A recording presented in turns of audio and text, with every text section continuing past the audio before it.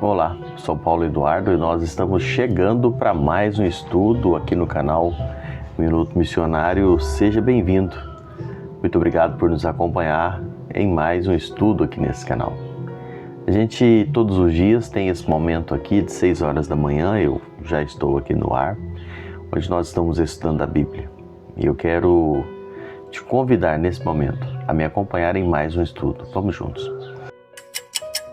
Nós estamos em Atos dos Apóstolos, capítulo 17, e hoje eu quero ler versículos 5 e 6. Estamos falando quando Paulo e os seus companheiros de viagem missionária chegam a Tessalônica. Nós estamos aqui agora observando a oposição que surgiu em relação ao Evangelho naquela localidade. Vamos ler versículos 5 e 6 do capítulo 17. A palavra de Deus diz assim: os judeus, porém, movidos de inveja, trazendo consigo alguns homens maus dentre a malandragem, ajuntando a turba, alvoroçaram a cidade e, assaltando a casa de Jason, procuravam trazê-los para o meio do povo. Porém, não os encontrando, arrastaram Jason e alguns irmãos perante as autoridades, clamando: estes que têm transtornado o mundo chegaram também aqui. Irmãos, olha a escalada da perseguição, da resistência ao Evangelho que Paulo estava pregando. A gente sabe que não há pregação legítima do Evangelho sem oposição, não é verdade? A luz, naturalmente, você sabe disso, a luz incomoda as trevas, isso é um fato. A perseguição em Tessalônica, ela não tinha origem política, mas ela teve uma origem religiosa. A oposição não partiu da religião pagã, mas a religião partiu do próprio judaísmo. A motivação para a perseguição foi gerada por sentimento e não por um entendimento. Os judeus perseguiram Paulo, não por causa daquilo que ele pregava, mas por causa da inveja que tinham dele. Porque ele pregava e as pessoas estavam entendendo e acompanhando ele. Então a inveja surgiu no coração dos religiosos naquela época. E os judeus invejosos usaram os métodos mais baixos para perturbar o evangelho que estava sendo pregado por Paulo em Tessalônica. Nós lemos aqui que eles subornaram homens sem caráter, na malandragem, usando o termo bíblico aqui. Tiraram das fileiras dessa malandragem para quê? Para perturbar a ordem social, promover uma turbulência entre o povo, para que no fim pudesse levar Paulo e os seus cooperadores à prisão. Esse foi o objetivo. E a gente começa a pensar, meus amados irmãos, que seriedade isso que nós lemos aqui. A inveja é algo tão maligno que usa as pessoas, não é? Que leva as pessoas a usar os métodos mais perversos para cumprir os seus desígnios, os seus intentos, movidos pela inveja, para que no final tirem conclusões maldosas, e aqui no caso acerca desses homens de Deus. Então tudo isso movido pela inveja. Paulo e os seus companheiros, eles não estavam transtornando o mundo. Nós lemos aqui, eles usando a expressão, esses caras estão transtornando o mundo. Não, eles estavam transformando o mundo. A mensagem deles não provocava transtorno, mas transformação. Era essa a mensagem. E aí nós encontramos, na medida que a gente vai avançando aqui na leitura do livro de Atos, estudando esse livro, nós vamos observando que as acusações contra os cristãos, elas vinham se tornando cada vez mais sérias. Se você observar lá desde o início, não é? Eles limitavam aqueles debates com os judeus. Essas acusações foram, não é? Perdurando durante todo o livro, essa discussão com os judeus, visto que Paulo estava pregando e contrapondo a religiosidade dos judeus. Essas acusações foram assim, mas depois, em Filipos, os donos daquela escrava, possessa, que foi liberta, eles acusaram os missionários de ensinar costumes diferentes dos deles, né? E não praticar o que eles praticavam.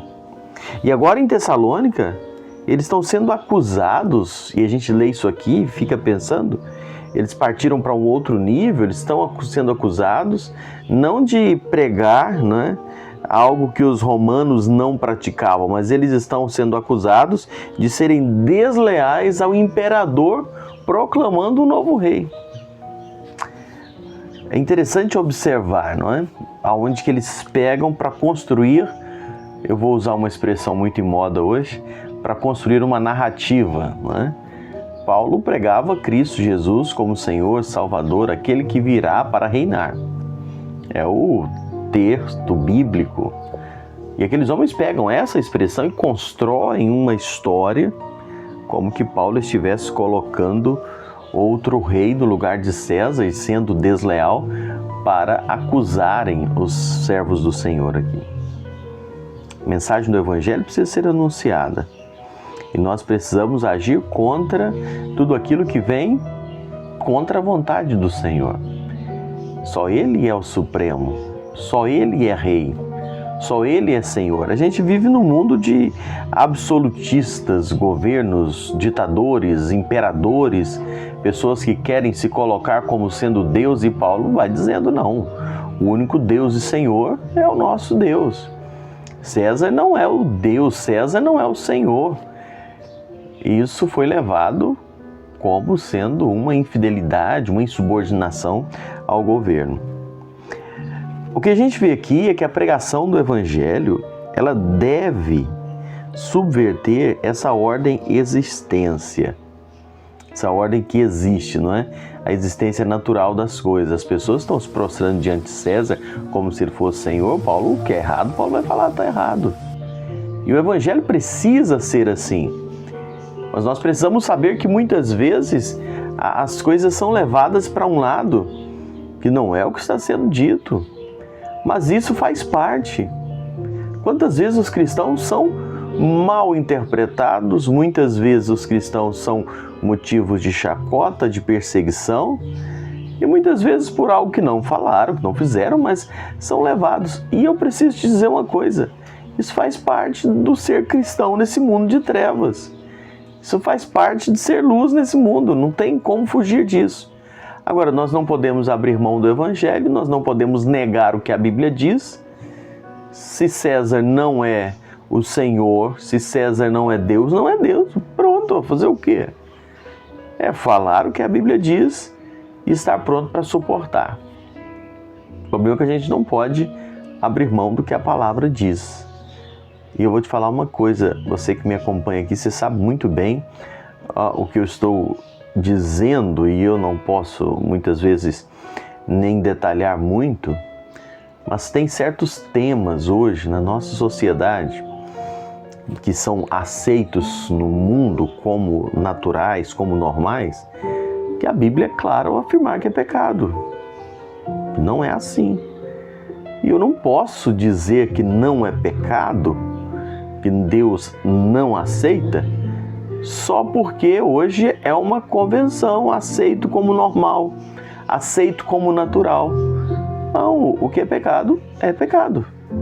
O que é errado. Deus não aceita. O homem é livre nesse mundo para fazer o que quer, mas o pecado continua sendo pecado.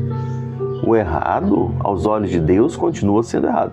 Embora sendo aceito como convenção, embora sendo aceito como normal, embora a ciência querendo fazer seus malabarismos para tentar justificar, pecado é pecado. O que Deus repudia, e a gente não pode calar e nem deixar de falar o Evangelho e a mensagem de Cristo, de uma vida de obediência, de santidade, porque é aceito pelo mundo como sendo normal. Mas isso é algo que não é de hoje. Então você percebe aqui que eles enfrentaram essa situação, essa acusação, por uma coisa que era real, não era o que Paulo estava dizendo, mas era real, não é? E eles levando por um lado de interpretar para prejudicar.